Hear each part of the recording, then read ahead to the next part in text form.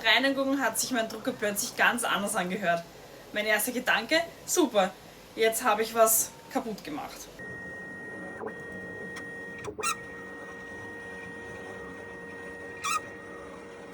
Geschmiert war alles, also habe ich erstmal nichts weiter verstellt. Stattdessen habe ich den Drucker komplett neu kalibrieren lassen. Und genau das hat das Problem gelöst. Nach einer Wartung oder Reinigung können sich manche Werte leicht verändern. Deshalb lohnt es sich, den Drucker danach einmal neu zu kalibrieren, bevor man weiter nach Fehlern sucht. Bei mir war das Geräusch danach wieder weg. Hattet ihr das auch schon mal nach einer Reinigung? Folgt mir gerne bei Mama Printet, ich nehme euch mit. Ciao!